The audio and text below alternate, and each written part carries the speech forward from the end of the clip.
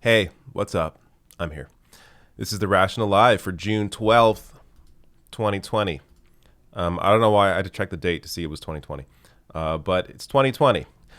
Lots going on, as there is every week. I am a little exhausted. Anytime I do a video the same day that I do a live stream, so I put a video out this morning, I don't know. It's a lot for me to handle, as I then have to prep a live show, which has a ton of stories, including many more that I'd planned to talk about that I just didn't have the time to really dive into. But because of that, I am potentially starting a new segment during this live stream near the end of it, basically called Quick News, where I'm going to go over a bunch of news items that I would like to have covered. But I'll give you the headline and the short summary and leave it to you to do the rest of the research. But that's later. So first up here, I forgot to record on my computer, as I always do. There we go. So first up, that's the Patreon page. Link below the video. You know. If you want to support, good. If you can't, no problem. I know it's a weird time right now, but no worries. But let me preview some of the stories today. So, let me see. First Nation chief was tackled and beaten by the RCMP. I will discuss that story. I'll discuss facial recognition and what's going on with that in terms of how big tech is now maybe abandoning the technology. Ed Markey, in his fight with Joe Kennedy, they had a debate recently. I'll go over some clips from that. Also, Halifax cancels a big purchase. Let me tell you later what that is and why it's a good thing. And those are the main pieces. So, also, cops slashing tires. Maybe I'll do this video as well. We will see. Okay. Also, of course, super chats throughout the stream. And if you're new to the stream, bear with me, as I am the producer and everything on the show. So between stories, I have to prep each other story or the next story. So there may be, like a minute gap of me saying nothing as I prep the next story, but you'll get used to it. All right. Checking the chat now. Looks nice and active. Very cool. All right. The first story. So if you know me, I usually start with something not too heavy, though this arguably could also be seen as kind of heavy, I guess, based on the content. But anyways, you will see what that is. So recently, the NYPD union basically whined about being left out of the conversation. Now, many of you have seen this man here and seen the clips, but this is a remix on this. This was posted a few days ago. It's possible you've already seen this, but this is well worth sharing around. Posted by Timothy Berg here, and I mean, this kind of speaks for itself. So check this out.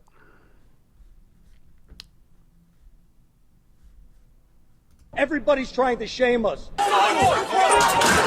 The legislators. The press. Oh my God. Everybody's trying to shame us. He's a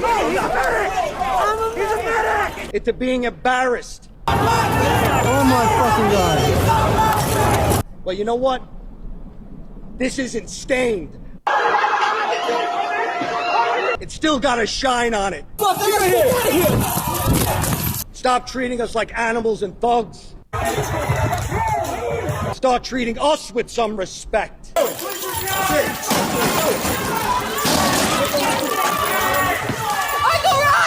It's disgusting. Trying to make us embarrassed of our profession. Don't resist! Don't resist! Don't resist! Don't resist, bro! I'm not! And that's all I have to say.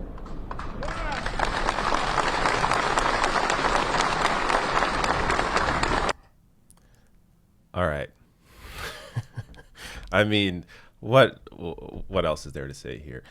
It is so, I don't know, just the complete lack of awareness here. I mean, yes, of course, I'm sure they are aware of how of the terrible things that they do, but the lack of awareness in terms of them thinking they can go out here and bitch like this and that people are going to feel sorry for them. Like, these are public servants. Do you see other public servants go out and do this? Do you know how massive these police budgets are? Like other areas, like whether it's healthcare, they have an actual reason to bitch and complain. The police have no reason to complain. They've been given everything, yet they still bitch and whine. And you are seeing the countless videos. There's, I mean, I don't even know at this point. Video after video after video. I think there's a thread online somewhere on Twitter where it's like 400 tweets deep of all different videos of police basically abusing protesters, unarmed protesters, enacting, escalating violence. And they come out here. They have the gall to come out here and talk about how they feel like there's an injustice being done to them. I mean, it's truly incredible. So I think that cut here by Timothy Burke, I mean, puts it together nicely. That just so you know, this is, I believe, NYPD union boss Mike O'Meara, or one of the bosses, Mike O'Meara. So yeah, I just think I don't know how they can possibly do this and think that people are going to feel bad for them, but I guess that's their play. All right. The next story I'm doing, okay, not as many links as I thought it was, but before I do that though, actually let me take some super chats. I think I saw one earlier pop up.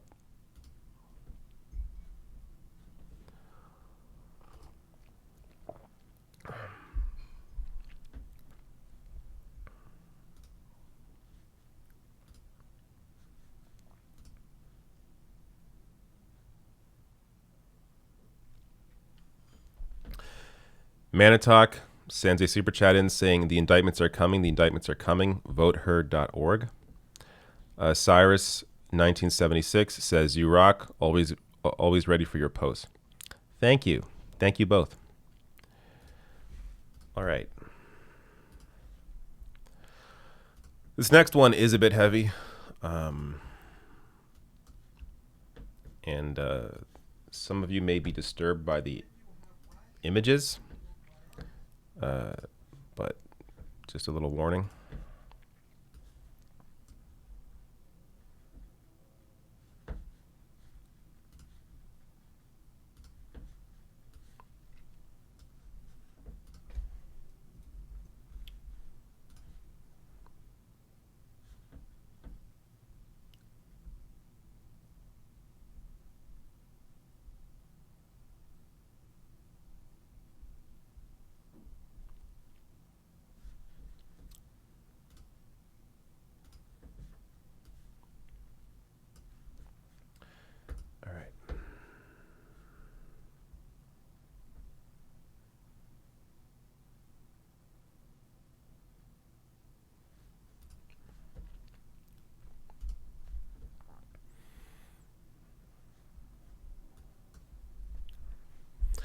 So a video has now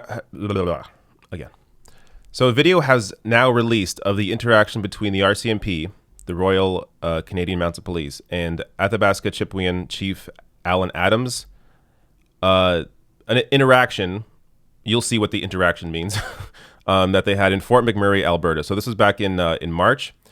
Alan Adams and his wife and his niece were returning to their truck after leaving the casino, and this is what happened.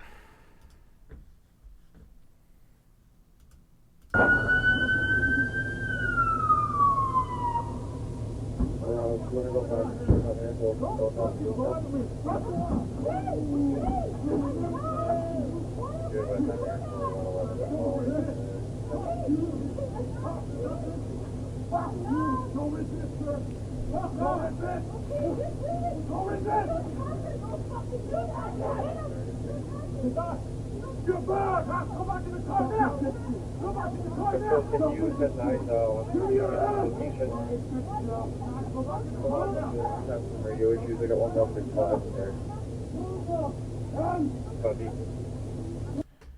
Okay, I don't think I need to play all 2 minutes here, but I'll give you more context in terms of what was going on. Let me just read this tweet from Rosa here. Breaking news, dash cam footage obtained by CTV News shows Athabasca Chippewa First Nation Chief Alan Adam getting tackled by Wood Buffalo RCMP officers, then punched in the head and put in a chokehold.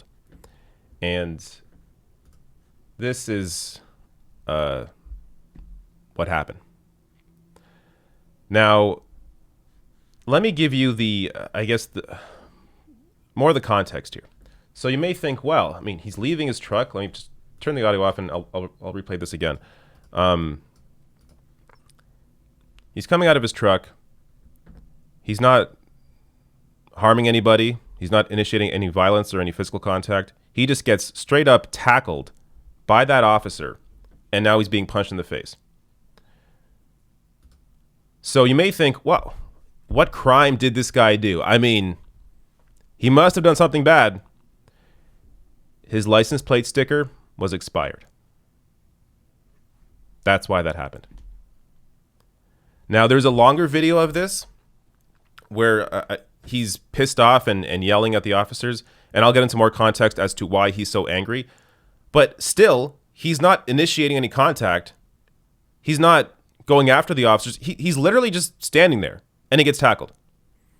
Now, I've been stopped by the cops once for an expired license plate sticker as well. This did not happen to me. In fact, the complete opposite.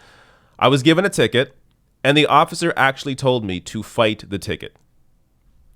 So that was my experience. But this First Nation chief clearly had a much different experience here. So this is Baresh's interview. I think it's Brian Baresh. Let me get the name right. Yeah, Brian Baresh. So in an interview Thursday, Baresh said there is no way senior RCMP officers, after viewing the dashcam video, should have concluded the officers' actions were appropriate. That's the other part of this I haven't said yet. Before the video was even released, the RCMP already concluded that what the officers did was fine. And now the video's out, and clearly it's not fine. Quote, "This was a false arrest. There was no basis for it, and it was excessive force used," he said. "We reject that totally. We will let the public look at the video and make a determination." And the public, it's clear from all the reaction you're seeing online that people understand this was way out of line. Baresh said he thinks Adams' behavior leading up to the arrest was a reaction to the systemic racism that his people have suffered for a long time, and that is part of what agitated him. So this goes to what I was talking about in terms of Adams getting pissed off at the officers. The fact that he was stopped there at all, and that they were holding him for so long over this license plate sticker, yeah, he was pissed off. But he didn't do anything to require to have the actions that the police took against him. So if you go through the kind of experience and just the systemic racism that someone like Adams went through, you're going to get pissed off sometimes. And still, he did not escalate it in any way. It was escalated by the cops that took him down and punched him in the face. He as the leader, feels that he needs to stand up and make the statement. Baresh said, "If you're bothering me as the leader, what is happening to those people that have no voice?" Again, this is a great point. The fact that he here is a First Nation chief, he feels that it's necessary to speak up and speak out against this. Because if it's happening to him, I mean, what is happening to people that don't have the power that he has? So this occurred at 2 a.m. on March 10th. And yeah, as they were leaving the casino.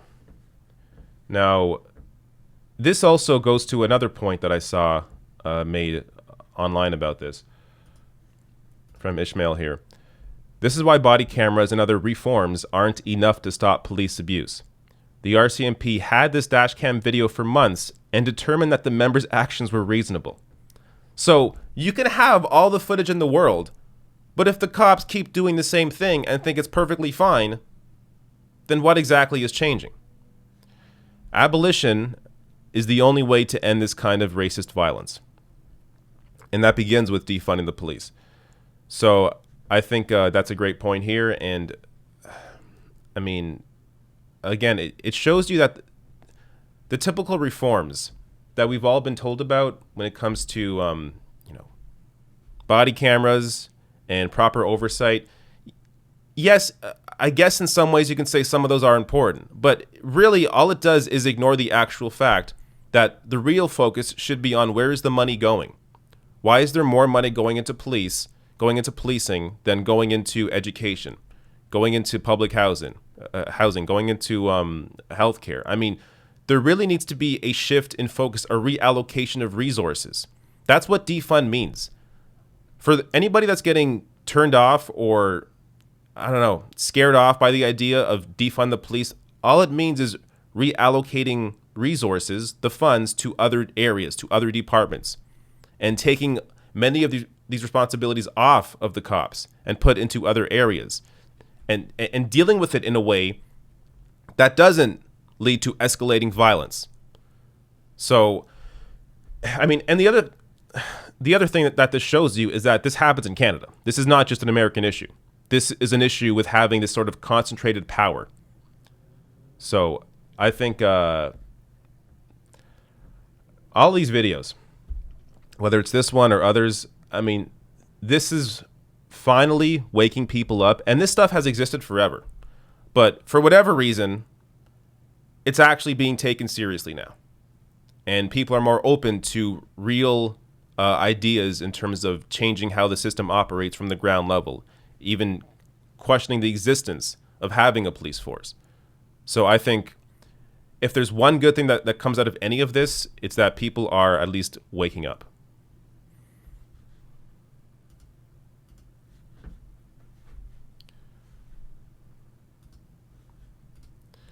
All right.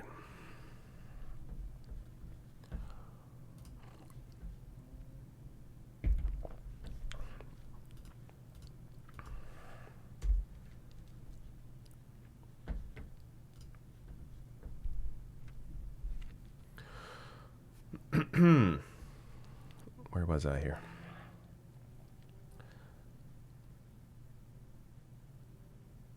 Ezekiel Osiris says, "Can you take phone calls, bro?"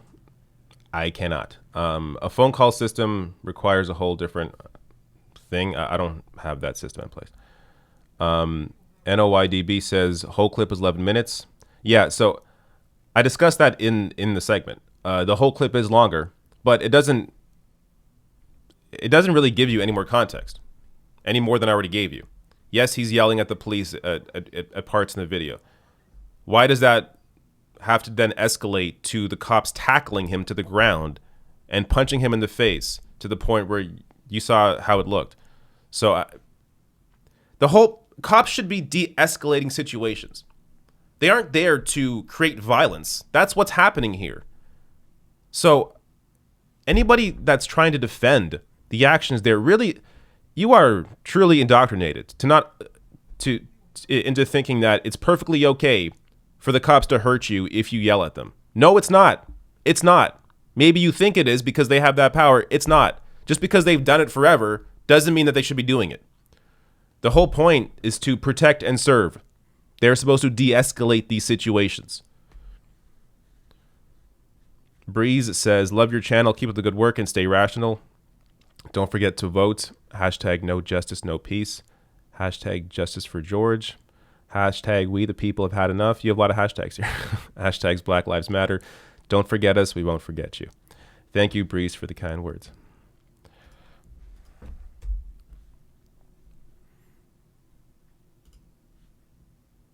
A couple more before I move on. The Tavish 2000 says, "What do you think of Jon Stewart? Is he around right now?" I watched him a lot when I was younger, but yeah, I think Jon Stewart, when he existed in his show, I thought he did largely great work, and it definitely influenced me and opened my perspective. So yeah, those are my thoughts. Radzoso says, "My favorite part of that speech was when he condemned the brutality and offered solutions." Oh wait, never mind. Yeah, the NYPD are never going to, or the union's never going to recognize their own faults. All right. Prepping the next story here.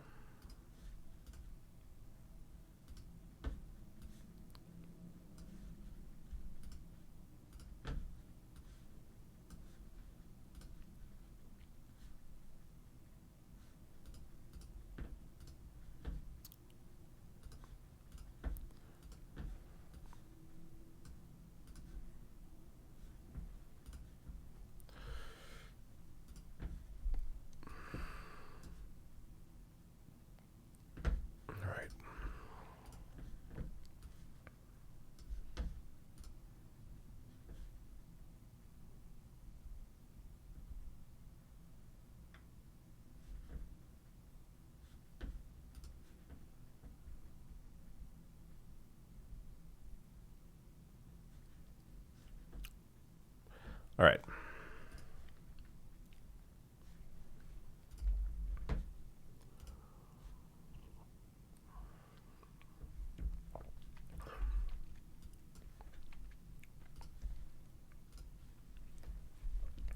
So big tech companies are now taking a new approach to facial recognition.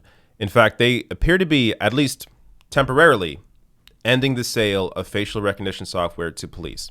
And I'll tell you in a minute why that's so important. But first, let me just show you the examples of who exactly is doing this. So the first company I saw do this was IBM. IBM quits facial recognition market over police racial profiling concerns. CEO writes to U.S. Congress calling for national dialogue about use in law enforcement. So this really caught me off guard because it takes a lot for a massive company to quit a business when they know that it can be profitable. So because of what you are seeing in the streets, because of these protests, because of this movement, it is surprisingly having an impact even on these big tech companies. So IBM was the first. Then I saw Amazon do it the next day. Amazon bans police from using its facial recognition technology for the next year. I think this really needs to be highlighted here, though. For the next year, what's going to happen in a year? Is racism going to be over? No more racism in a year? So we got to keep an eye on Amazon here to see if this is permanent. But their product is called Recognition with a K here, has been the source of the controversy. Another one here, Microsoft follows Amazon and IBM to ban sale of facial recognition technology to U.S. police. I think Microsoft's is permanent, though I'm not positive. But the point here, though, I want to discuss some of the issues. So this is from The Guardian. This article is from a year ago. But here they say, of course, this match may be inaccurate. One of the arguments against the police's deployment of the technology is that it doesn't yet work very well. It is especially inaccurate and prone to bias when used against people of color. Our recent test of Amazon's facial recognition software by the American Civil Liberties Union found that it falsely identified 28 members of Congress as known criminals. 28 members of Congress as known criminals. That's what their Amazon's facial recognition did, with members of the Congressional Black Caucus disproportionately represented. For the security forces in China, where such surveillance is already widely deployed, the arrest of innocents may be entirely welcome collateral damage, spreading fear in the target populations. But democratic authorities must be held to a higher standard. This last line here acts like, for China, it's perfectly okay. When it comes to what the American government does in terms of spying, the NSA, there's no angels there. But they point out here that the issue that, first of all, I guess one of the main issues, it's not accurate and can actually misidentify people and disproportionately misidentify people of color. Now, I also want to read off this. So this is a reaction from the groups that are supporting the ban. So this is what they say. Greer's group say those bans need to be permanent. Fight for the Future has a website, Ban Facial Recognition, where 40 participating organizations, including MoveOn.org and Greenpeace, have agreed to support legislation and bans the government from using this dangerous technology to spy on the American public. They say the technology is oppressive, ripe for abuse, and prone to misidentifying people. That sentiment is shared by at least some inside Amazon.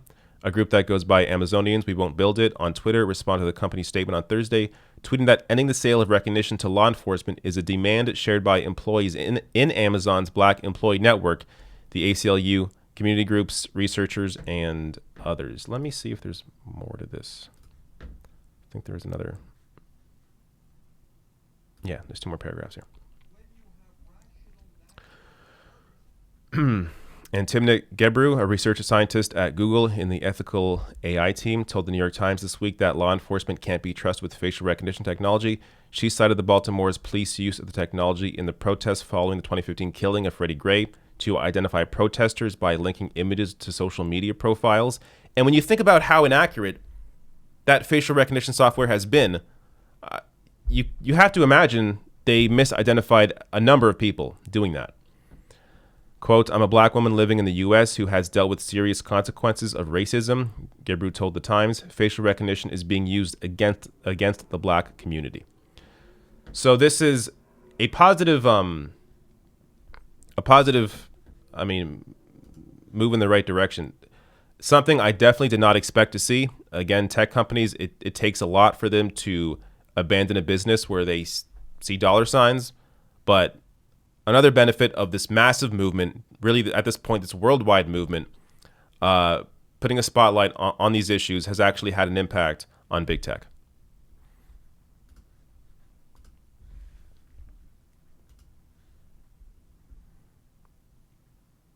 All right.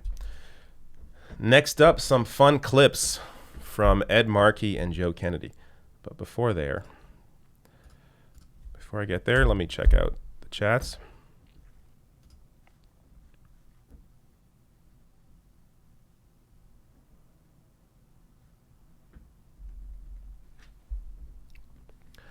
Zach Boyles sends a super chat in saying, the audit channel with dash cam, audit the audit channel with dash cam and police abuse had a video pulled from YouTube for, quote, may be offensive to marginalized group. Those happy about Trump censorship. It hits the left twice as hard. So I kind of hear you. Yeah. Obviously that should not have been, categorized by YouTube that way, but YouTube doesn't, it's not reactive in the sense where, you know, if you stand up for conservatives, like, how does that ultimately help us? They don't care. Like, YouTube has this, I mean, the reality of it is, for so long, conservative media has treated whether it's Silicon Valley or the media at large as, oh, the liberal media. Silicon Valley's all liberals. The, you know, CNN's so liberal, MSNBC's so liberal. Where they've done it to the point where now they are so reactive to the cries of conservatives. So that is what the real problem here is that we don't bitch enough about the issues with conservatives and how they actually control the media in terms of limiting the discussion to capitalism. I mean, how many socialists host shows on television? Zero. How many Silicon Valley companies are co-ops? So that is the actual issue here, is that there's always been this right-wing frame, and they've convinced everybody that it's actually been a very liberal framing of society when it hasn't been. So I hear what you're saying, but what you're saying implies that we should be standing up for conservatives that are being censored. I don't agree, because that doesn't do anything. They're not going to stand up for you. I mean, name one time that Ben Shapiro has come out to stand up for, I don't know, like Kyle Kalinske or something. It's never happened, or TYT. It's never happened. It's not going to happen. So it doesn't ultimately do anything for you to speak up and stand up for conservatives. It doesn't do anything. But that said, yes, I hear what you're saying. And my video on all the police. So I had like I don't know, I forget what it's called now, but I have a video where there's a number of clips of basically police doing wrong in the protests, escalating and instigating violence. That video is now it's behind like I think it's behind like 2 different walls, but you have to be 18 or older to view it, and on top of that, it's also demonetized. But yeah, When it comes to exposing reality, that can often be raw and unfiltered. Yeah, YouTube doesn't like that, and it's a problem for sure. But it's something that at this point, you know, there's no real way around it, honestly. It's an issue that mainly comes from the advertisers. They're very afraid of losing their advertisers, so they're going to basically be super careful when it comes to any content that may impact that. Ravi Parimi says, to be fair, members of Congress are criminals. No reform to healthcare, education, etc.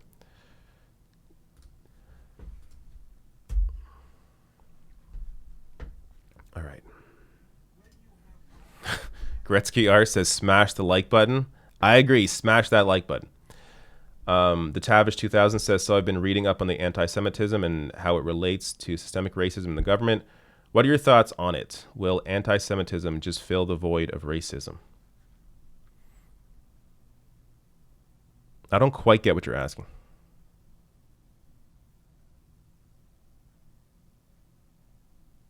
I don't really get the question, so I'm not going to be able to give you a proper response.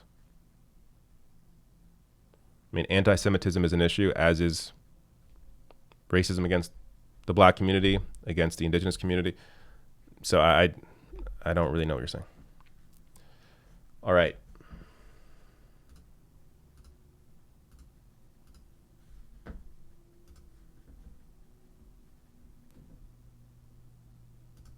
Next up, some enjoyable clips here, as you will see, from a debate.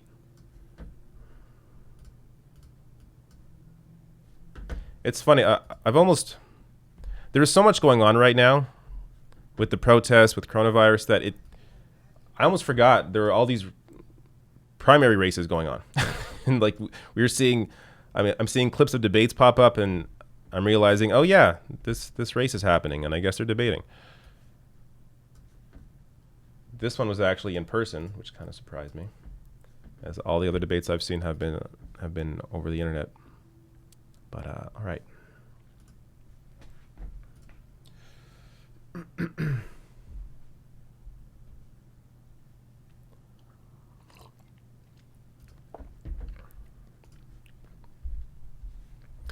Massachusetts Senator Ed Markey is being challenged from the right by Joe Kennedy.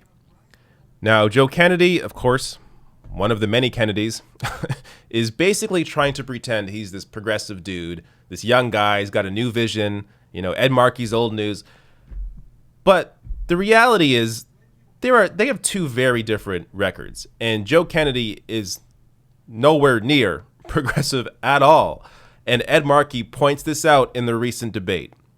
So I'm going to show you some clips here, and we're just going to enjoy this. So first up, here is Ed Markey discussing Kennedy's history when it comes to healthcare. When Bernie Sanders and I introduced Medicare for All in 2017, Congressman Kennedy did not sign up. It took him 2 years to sign up. What did he do in the weeks after we introduced that bill in 2017? He went to Detroit to a Crane's Business Council, and when asked about Medicare for All, he analyzed its prospects. And what he said was, even if we had the House, the Senate, and the presidency, he didn't think Medicare for All could ever pass. He said it was better to just think about incremental change. That's not leadership. That's not vision. That's not standing up and fighting for what you believe in. That's how you get the votes. That's what I do on environmental issues. Well, I stand up and I fight to make sure that we get the votes. So there is a big difference between Ed Markey and Joe Kennedy on healthcare. Markey supports Medicare for All and has fought for it longer than Joe Kennedy has. And I mean, basically at this point, Kennedy, the fact that he even has a chance in this race is purely because of his last name. That's it. That's it. The American obsession with nepotism, with like their own royal families. I mean, it really is disturbing that people still have this feeling to, oh, he's a Kennedy, I got to vote for that guy. Like, how about you look at who the person is, what they've done, what they fought for? So, I mean, I'm really polling for Ed Markey in this race. The vote's going to be on September 1st, but I believe, I imagine there has to be mail-in balloting before then. But if you're in Massachusetts, make sure you are supporting Ed Markey. Look it up right now in terms of how to support him or how to vote for him. But I got more clips here. So this one is, well, you know what? Let's just find out. Let's check it out. When Congressman Kennedy became a lawyer, he decided to go to work for the most conservative Republican right-wing district attorney in Massachusetts in a generation. The prosecutor that Joe Kennedy worked for was someone who did not believe that 3 strikes and you're out is strong enough, did not believe in the legalization of marijuana, constantly prosecuted the most minor of drug offenses, and Congressman Kennedy had to decide where he was going to work as a lawyer. And I don't think it was good judgment, especially as we look at New Bedford and Fall River, and we can see these voices that are being raised up against the status quo in the criminal justice system in our country. I don't think it was good judgment for Congressman Kennedy to go to work for that right-wing Republican district attorney. Why don't we have you weigh in here? So this is something that triggered a memory in me, because I remember covering the fact that Joe Kennedy does not support the legalization of marijuana. Or even, I don't think he even supports the decriminalization of marijuana. You're talking about a Democratic congressman who's a young guy, forward-thinking progressive leader, and Joe Kennedy that no one ever fucking hears of unless he's running against Ed Markey.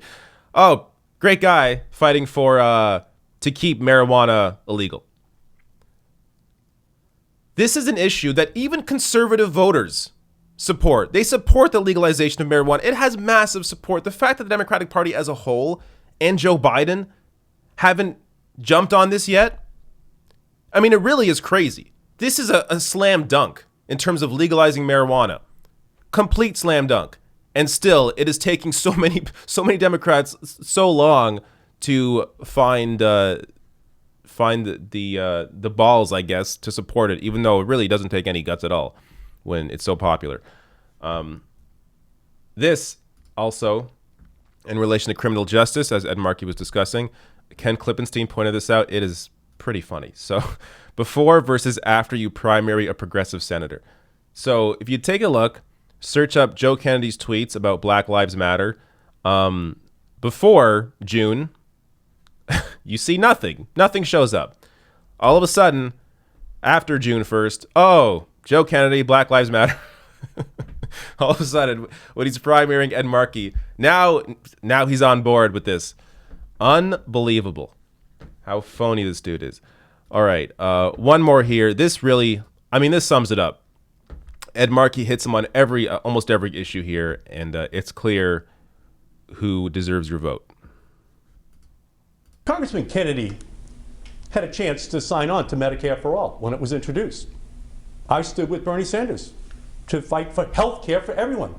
Medicare for all. It took Congressman Kennedy 2 years to sign on to Medicare for all. That's not progressive leadership. Congressman Kennedy decided he was going to work for a right-wing Republican district attorney. That's not progressive leadership. Congressman Kennedy decided that he was going to vote to send military weapons to the local police in our country. That's not progressive leadership. Congressman Kennedy had a chance when he gave the State of the Union response to Donald Trump to talk about climate change. Congressman Kennedy did not mention the word climate change in his response. Congressman Kennedy is a progressive in name only. When he gets a chance to lead on Medicare for all, on climate change, on the militarization of the streets of this country, he was not a progressive leader. And when he had to make a decision as to who he was going to work for as a lawyer, he decided to work as a lawyer for a right-wing Republican. That is not the kind of progressive leadership which our country needs desperately right now. I love it. EdMarkey.com. EdMarkey.com. Support the man. He needs your help. I mean, this challenge from Kennedy is actually, it may actually work for Kennedy. So Markey needs your support right now. What really strikes me in this video in particular is the fight that Ed Markey has. I mean, you see images of the guy. He looks like he's very unassuming, just looks like a nice dude. But you see him here when he's in a fight and he sees somebody who's a phony right next to him. He's going to stand up and fight. And he's going to fight for what he believes in. And he's going to fight for what is right in terms of fighting for the Green New Deal, fighting for Medicare for all, fighting to legalize marijuana, fighting for real criminal justice. I mean, Ed Markey not only has the right positions, he also has the energy and the fight to get it done. And I think it's obvious that Ed Markey deserves your support.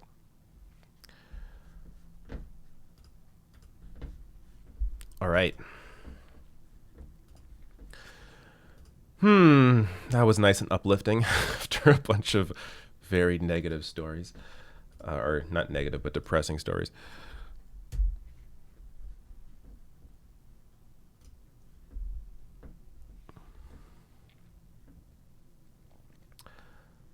Themis and Thoth says, thank you for standing with people who need help.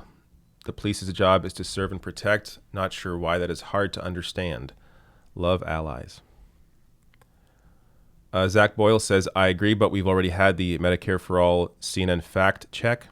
Twitter and maybe Facebook with Biden's request are going to be hiding or flagging positive articles. I don't... I know what you're saying. To be honest with you, I think you're giving Biden way too much credit here. I mean, you look at the campaign, they really don't know what the hell's going on. So I don't see Joe Biden flagging positive Medicare for all stories on Facebook and Twitter. I mean, they can barely do a live stream and have it and have his voice sync with his mouth. Like, it's not, they don't have much going on up there. So again, yes, it's important to ensure that the government cannot overreach or overstep in terms of silencing. But when it comes to Facebook and Twitter, it's not because of Joe Biden. It's because YouTube doesn't want to upset their advertisers. It's because Facebook doesn't want to upset advertisers. It all comes down to money. That's what it comes down to. So it's not because the issue with social media right now isn't government overreach. It's that these massive private companies don't want to upset their advertisers. It's all about the bottom line. M. Gray says, when are you going to start an OnlyFans? In your dreams. That's where. In your dreams.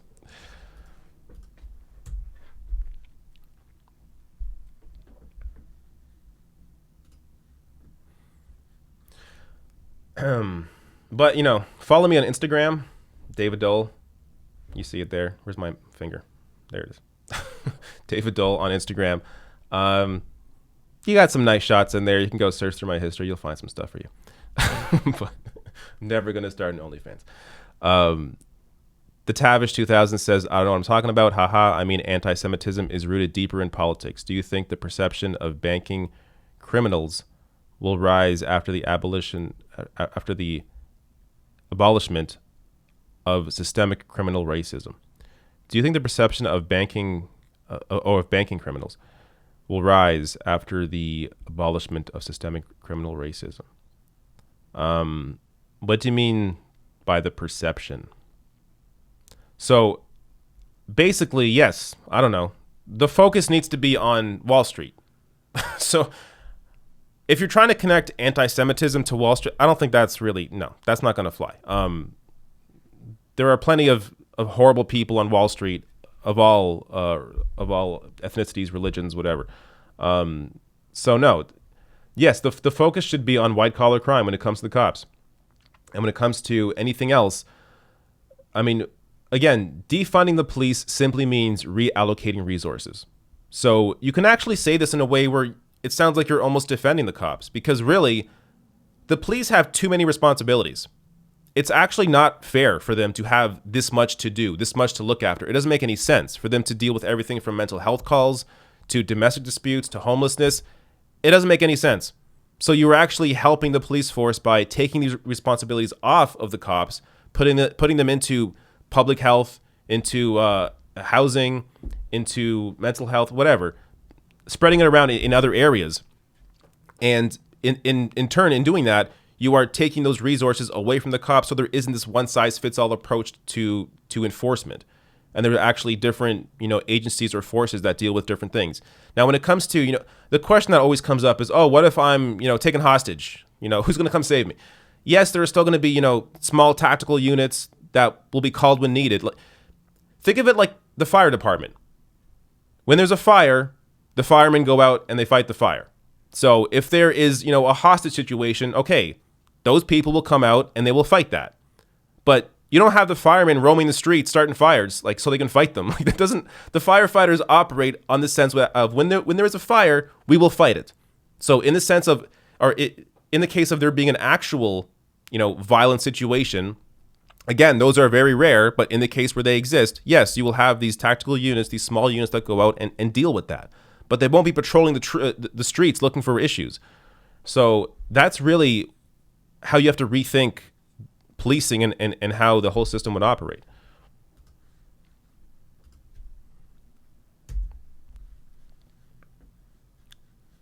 All right. I like this next story. I like it a lot.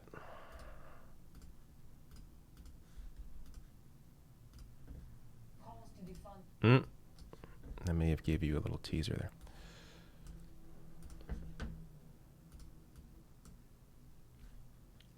All right.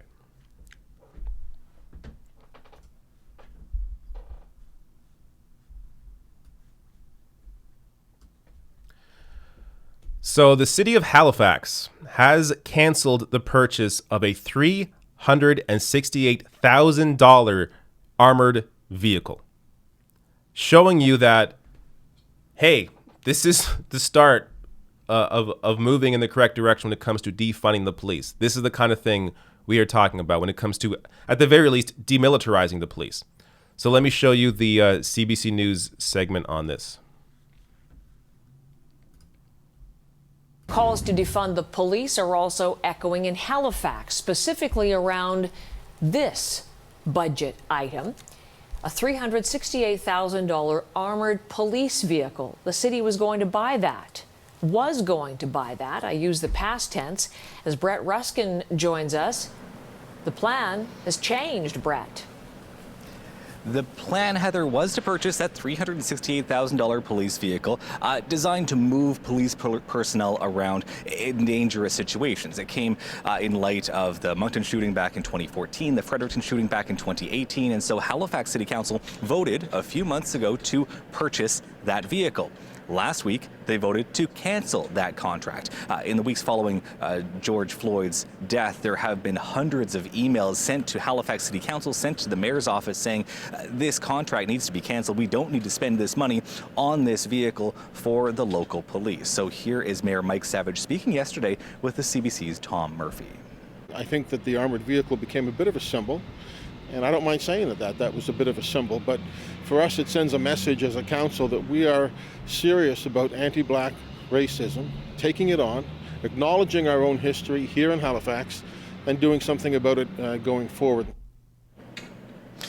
The mayor added that there wouldn't need to be any budgetary changes in order to deal with any penalties from the cancellation of this contract. So, contract is no more. The purchase of this vehicle has been canceled. Heather.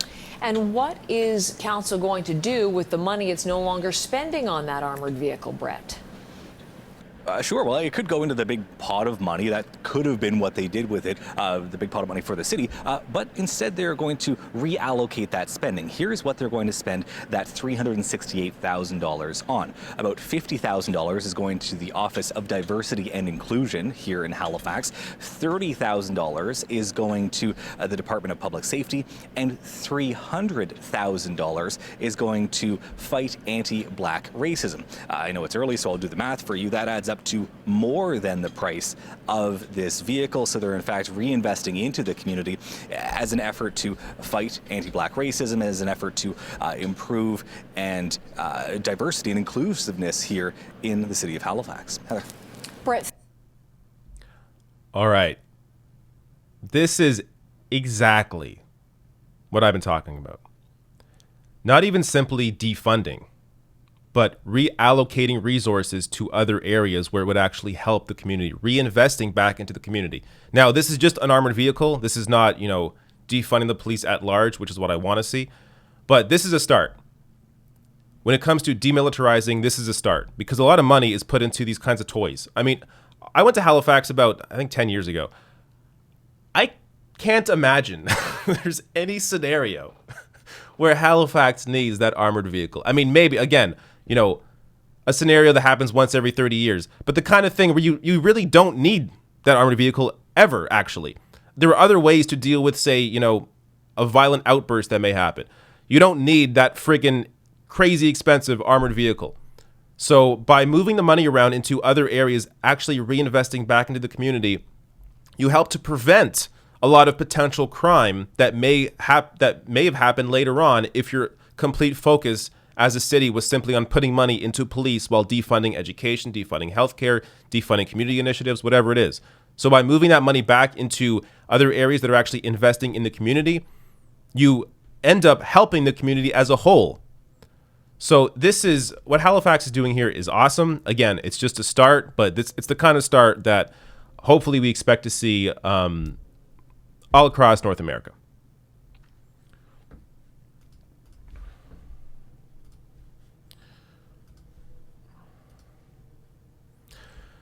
All right, I got a lot of I ran through most of my stories quickly here, but I have a lot of quick news stories that I did not get to flesh out, but I guess I'll do this one. I didn't really prepare too much for, but actually, let me check one thing first.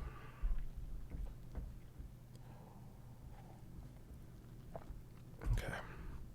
So, anyway, the story that I want to share this video because it's if you haven't seen it, hopefully it's another one that will open your mind.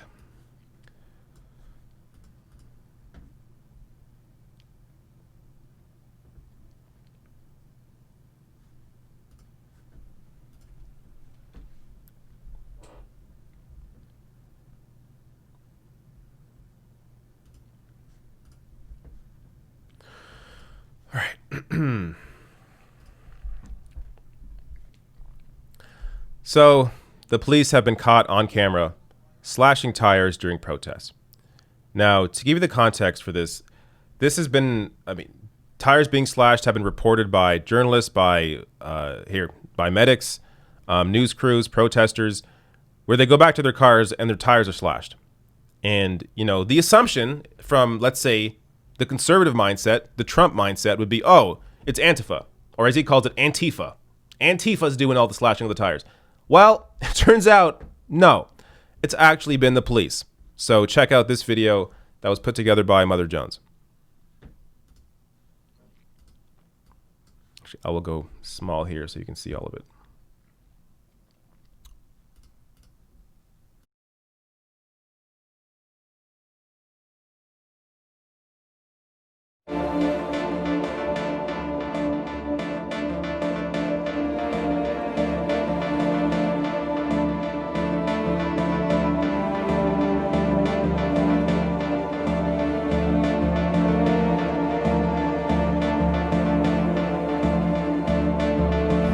I just got back to my vehicle, parked in a lot, and the police slashed 1, 2, 3, 4 of my tires. And they've also slashed every other car that's parked in this lot's tires.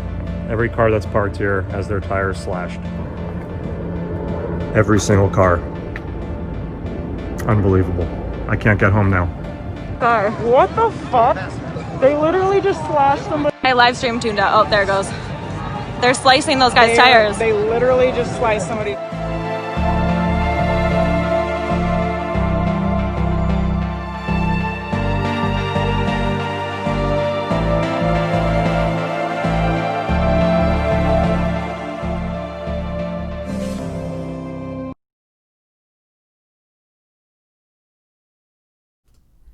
Hey, I'm back. So it's pretty clear. It's clear as it's in the video. It's the cops that have been doing this. Now, I just wanted to share this in addition to this other news item that I saw pop up that gives me some hope here, as it appears a lot of people are really beginning to finally understand what Black Lives Matter has been talking about. So New York Times analysis on this. In the last 2 weeks, American voters' support for Black Lives Matter movement increased almost as much as it had in the preceding 2 years. And this is the kind of thing in terms of public opinion that does not move this quickly and this much. So you see here back in 2018, a majority did not support.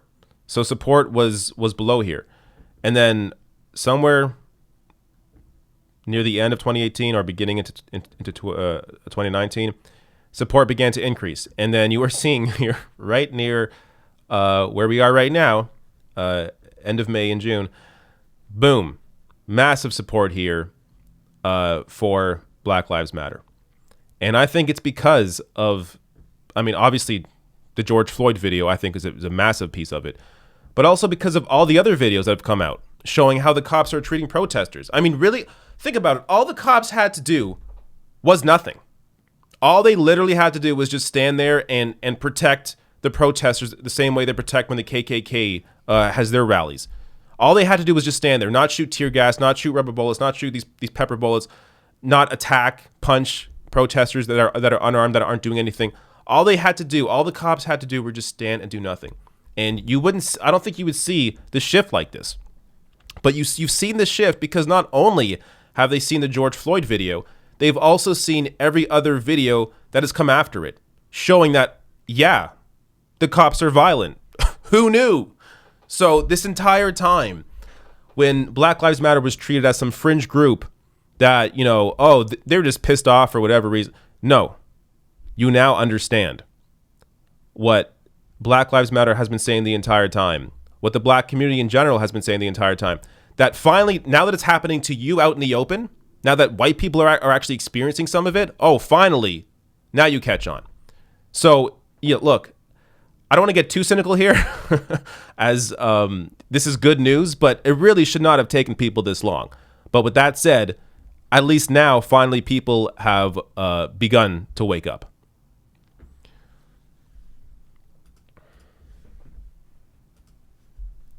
All right. Should I go through the millions of stories that I did not cover today? Let me see what I can do about that. First, a couple of super chats here. Car Wash Freak 97 says we need to primary Dem leaders, vote in primary. Yes, you are correct. So let's see. When it comes to Jamal Bowman against Elliot Engel, New York's 16th district, make sure you are supporting Jamal Bowman, even if you're not in New York or not in that district. Support Jamal Bowman. He's getting close to defeating Elliot Engel. He has endorsements from AOC, from Bernie Sanders, from Working Families Party, from Justice Democrats. I mean, a lot of solid endorsements. But even apart from that, Elliot Engel has now made the news after his stupid comments that he made in public on a hot mic where he said, "I'm only here because I'm in a primary challenge." I'm paraphrasing, but that's essentially what he said. Meaning he was trying to get a speaking spot at a rally for criminal justice, and he said, "I'm only here. I wouldn't care, but I have a primary challenge, so I want to speak." I mean, showing you that the man really does not give a shit. So Elliot Engel, it would be great to get him out. He's on the House Foreign Affairs Committee, or chair of the House Foreign Affairs Committee. So get that guy out. Also, Nancy Pelosi in the fall. It's going to be Nancy Pelosi up against Shahid Buttar. So there is no Republican in the race. You don't have to worry about, splitting the vote and giving it to a conservative. No, it's Nancy Pelosi or Shahid Buttar. My God, if you are in San Francisco, make sure you vote for Shahid Buttar. Who else? I don't know. There are so many solid challenges happening. I know I'm forgetting a bunch. This isn't a Democratic primary, or it is, but it isn't a seat held by Democrats. But in Kentucky, for Mitch McConnell's seat, the Democratic primary right now between Amy McGrath and Charles Booker. Make sure you support Charles Booker. In fact, I have a video that I did recently on those three endorsements, on Booker, on Bowman, and on Cori Bush as well. Cori Bush primarying Lacey Clay. So all three of those, you'll see it. It's a recent video with Bernie Sanders' face on the thumbnail as well. Those are just a few. There are many more that I wish I had off the top of my head, but I don't. But yes, primarying leadership is the most important thing, because that's the only way you really change how the party operates. And even then, there's no guarantee that leader, say Pelosi gets out, there's no guarantee she'd be replaced by somebody better. So you really have to primary the entire leadership. You know, Steny Hoyer as well, who I guess he just won recently his primary challenge. But you have to challenge the Democratic leadership. That's the only way out of this. Swirly Swirl says the protesters in my small rural Midwestern city got organized, and our mayor is now having discussions about racism and how to move forward, though he keeps insisting talks are not anti-police. Here's the thing, though. Pull them as far as you can, because there's going to be a lot of resistance at first when it comes to defunding the police. So to give you an example, in Canada, I think this is 2 or 3 weeks ago, there was somebody who was supposed to be on a CBC News radio show discussing defunding the police, but in the pre-interview when she brought that up, they canceled the interview with her and got somebody else instead, because they thought she was too crazy to even mention defunding the police.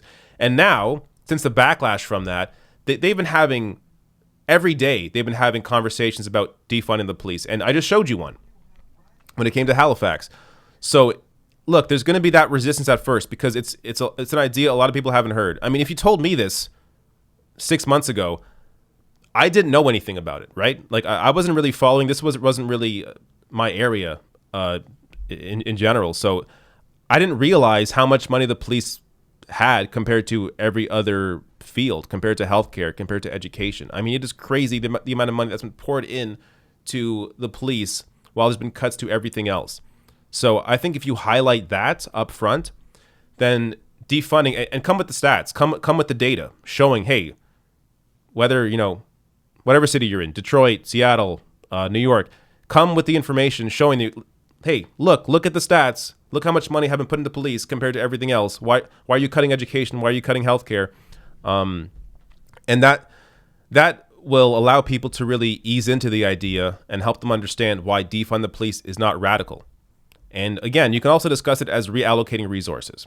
If you think that's an easier pill to swallow, or divesting is easier, divesting the police, then explain it that way. Like, you don't have to use the phrase defund the police, but I don't know why that's so confusing.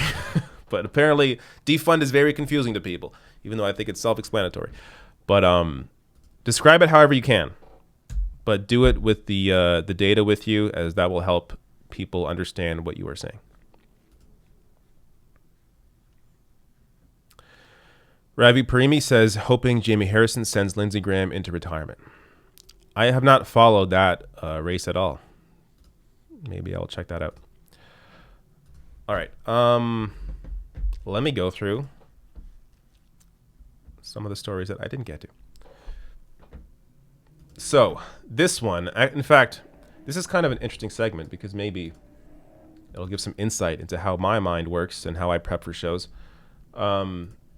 This one. So let me first show you the tweet here. Chris, I guess Granger. A woman who was arrested near a New Orleans protest is released after hundreds of protesters immediately surrounded the police car, demanding for her to be released. This is the moment when she steps out of the police car. So let me just show you this. Sorry for the audio. I just saw it peak there. Bring it down a bit.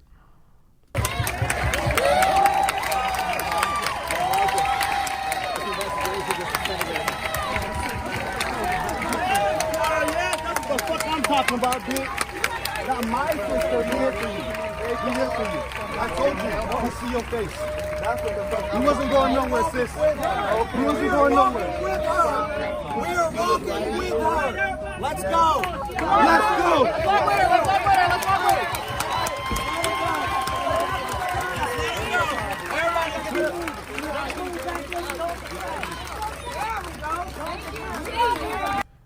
All right. So you see here, it looks like she's getting out of the car and is released by the police because protesters surrounded the car and basically made them let her go. Now, I didn't cover this because I didn't have enough context to this. I was seeing other reports saying that she was there. She was in the police car simply because she had witnessed a shooting and that she was going to give a police report on that. But then I wonder, if that's the case, then why the hell is she in cuffs? So I tend to think it actually is what it sounds like. But I have nothing else to go on here. And I looked it up. I couldn't find, unless recently there's more info that's come out. I don't know all the context of this, so didn't think it made sense for me to cover it. But the rest of these stories, I really just didn't have the time. But I want to show you what some of this is. So The Intercept here, Iowa legislators quietly passed a bill on Friday to increase penalties for animal rights activism that had targeted the factory farming industry. So let me go to their story here.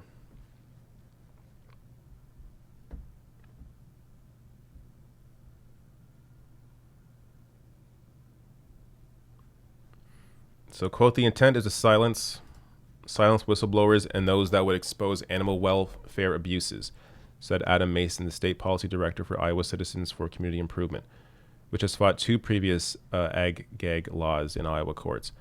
So basically, they have, if you haven't heard of this, they've essentially tried and have been successful at criminalizing people that are exposing the abuses in the factory farming industry, making it illegal to, say, film what is going on there. So instead of dealing with the actual abuses of what is going on in that industry, they make it illegal to cover the fact that there are abuses going on in that industry. And this is another example of that. So I just didn't have time to really break this down, but I want people to know that this happened. This is a story that's really easy to miss, but it is an important one to focus on.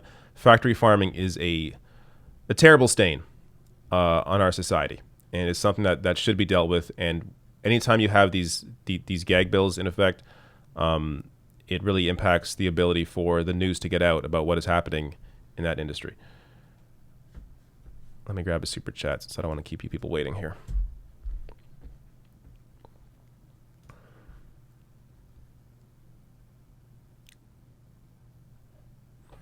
Banana Fish 58 says, thanks, David, for your 3-part interview with Jen Perlman, who's running against Debbie Wasserman Schultz in Florida. Yes, I didn't consider Wasserman Schultz a Democratic leader, so I forgot to mention her earlier when I was talking about primary challenges. But yes, Jen Perlman in Florida against Debbie Wasserman Schultz, fantastic candidate.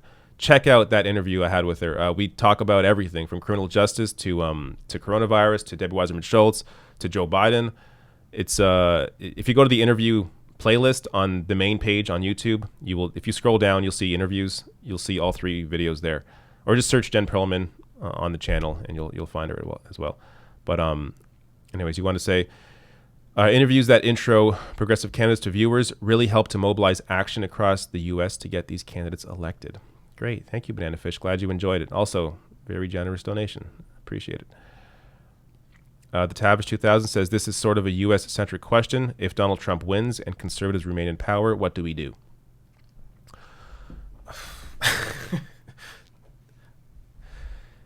I don't know. This is another, I mean, for me personally, I much rather fight Joe Biden than fight Donald Trump. Donald Trump, you can't, there's no progress to be made with Donald. In fact, you go backwards. And you've seen now that people have basically retreated into feeling like anything better than Trump is good enough. And that's why Joe Biden is the nominee. So think about if Marco Rubio was the president and it was your typical Republican presidency, and I know there is no typical Republican presidency. I mean, George Bush, the Iraq War. There is no good Republican presidency. But the point being, if you had somebody who, at least on the surface, didn't seem like a total whack job, you wouldn't have had Joe Biden as a Democratic nominee, because people's standards would be higher. They would expect more. But because Donald Trump is the president, Joe Biden is enough for people. And that should scare you. So when you have these sorts of presidencies, and really any Republican presidency, what it does is it doesn't only halt progress, but it turns the clock back. meaning that we have to refight fights that we've already won. Like abortion rights. Like, why is that still a fucking debate? But these are fights you still have to fight because you're stuck with a dipshit like Donald Trump or really any Republican. And again, Democrats are also garbage. I'm not excusing Democrats, but at least under Democrats, you can strive for something better and different in the future. But you have people here just being satisfied with Joe Biden, and that's disgusting. But that's what it's come to. So me as somebody that covers this stuff, I am excited, very excited, very excited to cover Joe Biden as a president. I'm very excited to cover a Joe Biden presidency because there is some actual ability there to bring energy into movements, put people in the streets, have some actual power. And I'm under no illusion that Joe Biden is going to support Medicare for all. That's not what I'm saying here. What I'm saying is that there is actual people are more engaged in the ability in their minds to think that society can actually do more, that we can achieve better, that we can be better as people. And under Donald Trump, it's just about like harm reduction. That's all it's been about. It's just like, please don't kill me. Like that's the entire Trump presidency. Whereas under Democrats, you can really talk shit about the leadership and push them and push them and push them and push them. And when it comes to people in positions of power, think of how Bernie Sanders was under Barack Obama. He actually came out and fought Obama publicly when Obama was going to cut Social Security. He was there in front of the White House talking about how Obama promised that he wouldn't do this. Why is he doing this? But now, because you have Donald Trump as the president, Democrats, or in the case Bernie Sanders, an independent, they don't feel like they have, or they feel that they shouldn't be too focused on fighting Democrats right now. And that's because Trump's in power. Now, you may disagree with them, and I agree with you. They should be fighting Democratic leadership right now. But they don't feel like they can fight Democratic leadership in the same way that they can when Democrats actually have power. Because they see Trump as the enemy and Trump as the priority, as he is the president. So if Trump's out of the way, guess what? There's no more excuses. Now you can have Bernie Sanders saying, hey, Joe Biden, we had this joint thing, whatever the hell it's called. I forget what it's called now. Joint task forces. You promised you would do this, or at least do this. Why are you cutting this? Why are you thinking of cutting Social Security? Why are you thinking of doing whatever? You actually have the ability to fight the presidency. And AOC as well. AOC's already talked a lot of shit about Joe Biden in the past. Right now, she's going to be a little quiet because we're leading up to the election. But if Biden wins, you can bet your ass, I think she'll be out there. And she will be vocal, as will Rashida Tlaib, as will Ilhan Omar. Because there isn't the threat of, losing the election. Like it's Joe Biden would have the power. So they would then be able to focus their fight on him and fight for more, ask for more, call for more, and rile people up. And again, it's really about the movement in the streets that matters. Without that, you're not going to get any progress done. But you're seeing what people are capable of. If you have this power, this anger in the streets, and you can have this anger in the streets during a Joe Biden presidency, you will see a lot more people activated this time than they were under Obama. Obama was a talented politician. So this is the other excuse that people always go back to. Oh, but the left fell asleep under Barack Obama. Well, Barack Obama had the ability to put people to sleep with his grandiose speeches. Joe Biden, I don't know if you've seen him recently, Joe Biden can't do that. Joe Biden is not putting anyone to sleep except for himself. So if you are out there, or if you have a Joe Biden presidency, it's not going to put the left to sleep because the left knows Joe Biden sucks. So they're going to be out there immediately from the start. There was no illusions here. Obama created the perfect illusion of hope and change. Oh, I'm going to change things. Didn't happen, but it took people a few years to catch on. There's no catching on this time. People know from the start Joe Biden is what he is.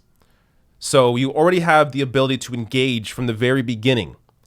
So, I mean, the real fear that I have is that Donald Trump loses and doesn't leave. And look, I know this is kind of a thing that's been joked about because Bill Maher's brought up a bunch of times. I think Bill Maher is largely horrible at this point and wrong about most things. But I think he was kind of ahead of the curve on this one. I do think there is a strong potential that Donald Trump would not leave if he wins. Now, that would require people around him to stay in power. So, like, again, I'm not sure of the mechanics of it, how that would work. But I can imagine Bill Barr coming out and devising some way to try and keep Trump in the White House. So that's really my fear when it comes to the election. Also, the other fear being that people just are afraid to go out and vote because of the virus. I mean, that's another issue, which is why you really need mail-in balloting in all states and for everyone. But anyways, thank you for the question. That really put me off on a tangent.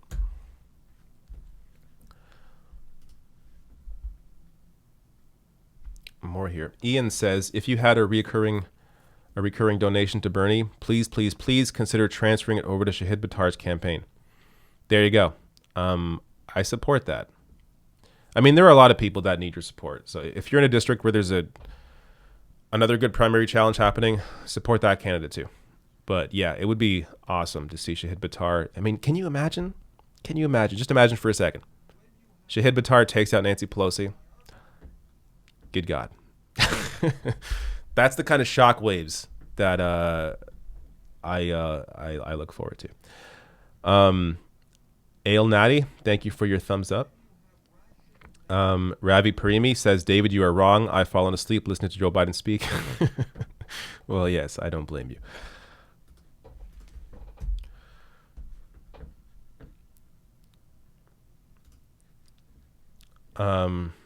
Celeste says, David is right. Everyone stop. TF. TF means the fuck, right? Thank you, Celeste. All right. I forgot. I was going to show you more. So there's also this. I was almost going to include, I should have included this in another story, actually. But you see here, I mean, this kind of speaks for itself here. You have the, I'm trying to, to be honest with you, trying to see, I'm wondering if I can even say this without YouTube taking me down, but you can read this and know exactly what's happening here. So these protests are going on and the cops are just standing there and they're just chilling. Where's the tear gas? Where's the riot gear? Where's the pepper spray, the pepper bullets? Where's all that shit? It's not there. I mean, if this is all the cops did when it came to the protests going on right now, when it came to, you know, the protests for criminal justice, for defunding the police, for George Floyd, I mean, if the cops, all they did was just stand there, public opinion would not have moved as much as it has on Black Lives Matter.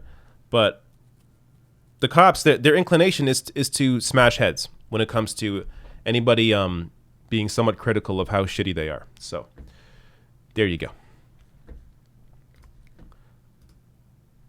This is a story that I'm watching closely. A QAnon believer is poised to win the GOP nomination in a heavily Republican district, meaning QAnon will likely soon be in Congress. So this lady, in fact, there may be an update to this. I mean, I assume she won at this point. I think when this was first, really? Nope, not signing up. So this is all you get. But basically, this lady here, QAnon believer, was backed by Jim Jordan. So that's why she had, I guess, some name recognition or some ability to win this primary race. But believes in QAnon and is likely going to be in Congress. This is some crazy crap. Here's another story. U.S. faces allegations of human rights abuses over treatment of protesters. So I would use the Hill site, but it is one of the worst formatted sites. I'm at, like, When I make this larger, it doesn't. You can't even read it. It goes to the side of the page. I hate using the hill now, but basically, I did break this down for myself earlier. So the ACLU wrote an open letter to the UN Human Rights Council calling for an emergency session of the global body and an investigation into police violence and repression of protests in the U.S. So the ACLU is calling for the UN Human Rights Council to look into how the U.S. government, how the Trump administration has suppressed these protests. And but of course, it goes on to say that the International Criminal Court, the ICC, is unlikely to investigate because of how much power the U.S. has in the UN. So it's this kind of thing where if this happened, this suppression of speech happened in any other country, the U.S. would be jumping in to invade, especially if there's oil involved. But when the U.S. is doing it, we can't do anything. Our hands are tied because it's the all-powerful, almighty American forces. So, yeah. One last here. This also requires your attention. Steve Mnuchin is now flat out refusing to disclose the businesses receiving the ton of money in bailout funds, claiming the info is confidential. So 4.5 million businesses received government funds, zero transparency, unconscionable, jaw-dropping corruption. So you have here this $500 billion in bailout, and what's happening? What's happening? This is the kind of corruption that really is just, when it comes to the Republicans, it's just completely out in the open. Now, I'm under no illusions that Democrats don't hide things. Of course they do. But this is the kind of thing where when there is movements and power and groups out there to put pressure on Democratic leaders, this is, I don't know. I really shouldn't be comparing the two parties because they're both, insufficient. But this is basically what Trump's been doing the whole time. Just massive corporate giveaways with very little oversight. And that's where the money goes. All right. I think that's it for my milling of stories. I just want to share this one thing. So Matthew Green, an up-and-coming politician in Canada, NDP, MP, he, let me show you his tweet here. Tear gas is inhumane and its use is an act of violence perpetrated by the police against the Canadian public. I've sponsored a petition to ban tear gas in Canada. Add your name here. So this is about, this was prompted by the police in Montreal using tear gas on a peaceful protest. And in fact, he questioned Bill Blair over this. Check it out. As we move forward. Mr. Green. Will the Minister of Public Safety investigate the use of tear gas on May 31st in Montreal by police and encourage police to prioritize de-escalation tactics over dispersal and arrest tactics in crowd control actions, much like he did in G20? The Honourable Minister. I would simply remind the member that the police in Montreal are under the jurisdiction of the City of Montreal and the Government of Quebec. I will also assure him that the RCMP, which is our responsibility, is guided by very... So what's amazing about this, the government always does this. They'll always pretend they have absolutely no power at all over these cities, over these municipalities, because they'll say, well, it's true. Montreal has to deal with how the police operate, but that doesn't mean there can't be any pressure from the Liberal government in saying, hey, maybe don't shoot tear gas into a peaceful protest. But they back away, and then occasionally they'll come in and they will do something and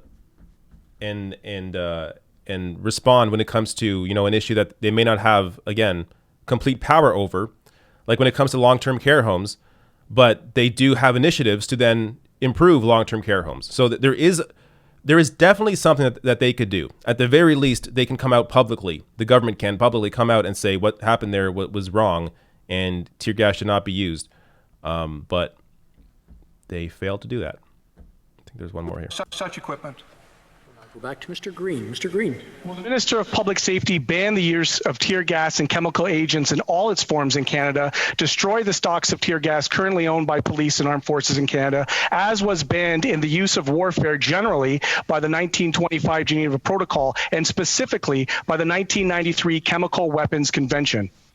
Honourable Minister.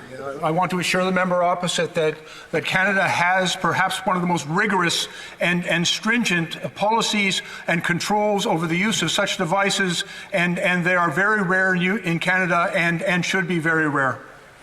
Just like, amazing. Bill Blair's learned so much from Trudeau, though Bill Blair himself is very used to not answering questions as the former chief of police in Toronto. So there you go. Matthew Green doing some good work there as the NDP MP. All right. That may be it for me. Let me just double check these chats so I don't miss anybody here. I got them all. Cool. Let's see if I can grab a random chat.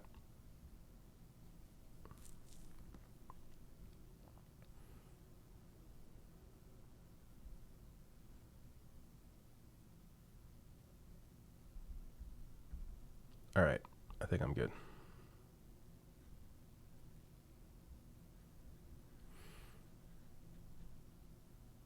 Scott Wilson says, how can you say Trump hasn't changed things? Not for the better, to be sure, but changed. I don't think that's referring to me. Trump has definitely changed things.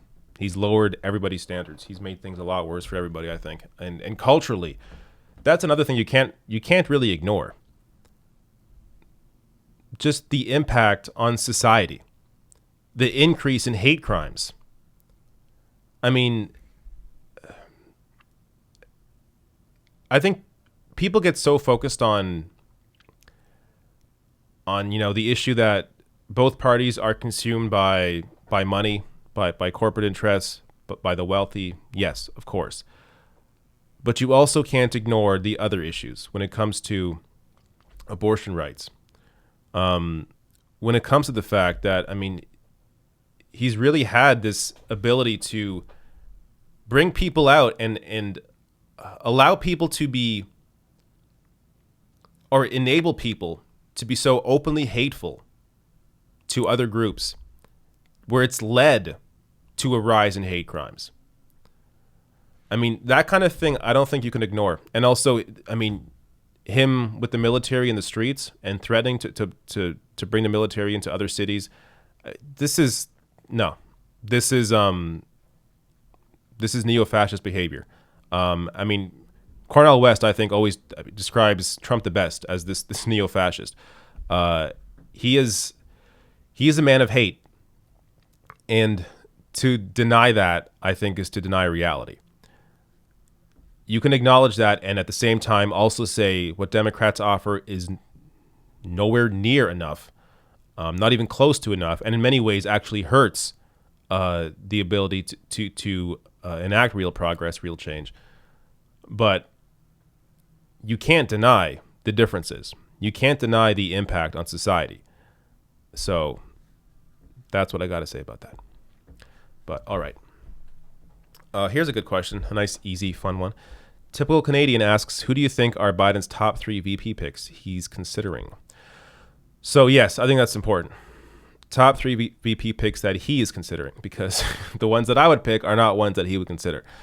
But I think he's looking at, I think he's going to try and meet this moment by checking off a box, not by having someone like Nina Turner, which of course he wouldn't pick, but having someone who actually wants, real systemic change. But I think before he would have gone with Klobuchar, I think was up there for sure. But seeing Klobuchar's connection to Officer Chauvin, who put his knee on and killed George Floyd, her connection to him and how she didn't prosecute him when she had the ability to, and the fact that she's just the most, milquetoast white lady imaginable. She's basically Tim Kaine. I can't look,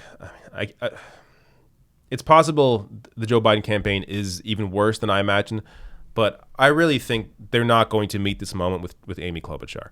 I think it's likely they'll put up Kamala Harris, and they'll use the excuse as, her being like a former cop, former top cop. Oh, look at that. We have our own voice now. So now we're going to have real reform with our own cop, as if that's going to make the situation any better. But that would be their thinking. So that's why I think Kamala Harris right now is at the top of their list. Otherwise, I don't know. Tammy Baldwin? No, probably not. I don't know. I really don't know. I feel like I've been off the VP conversation for a while, so maybe there's been other names that have come up since then, but I think Kamala Harris is definitely a main one being considered. So we will see. We will see. All right.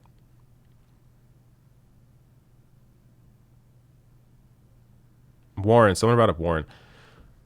Warren is likely, if you look at polling. So if they are driving if they are running a really data-driven campaign, then their pick would be Elizabeth Warren, because based on the data, Elizabeth Warren does help Joe Biden the most based on the data. I'm not saying that it helps me, but I'm saying based on the data, Elizabeth Warren would be their choice. But so you know what? I think kind of it's likely between Kamala Harris and Elizabeth Warren, but I don't know. Of course, I don't know. But I guess we're likely going to hear probably in a month, beginning of July, is my guess, because they said they're going to be doing vetting through the end of June. So somewhere likely in July, I imagine that he'll be picking his VP. All right.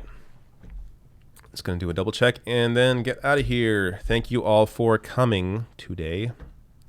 Thank you all. It's been great. I'll be back on Friday next week. I do a Twitch live stream now mostly every morning, every weekday morning, Monday to Thursday, 10 a.m. to 11 a.m. twitch.tv/TheRationalNational. Links below the video. It's a much more laid back stream. I'm usually not even in, a nice shirt, but I talk to the chat. I check out stories, see what I'm working on, that kind of thing. So come visit that. If you follow me on Twitch, again, link in the description box, you'll know when to go live. All right. Thank you all again, and see you next week.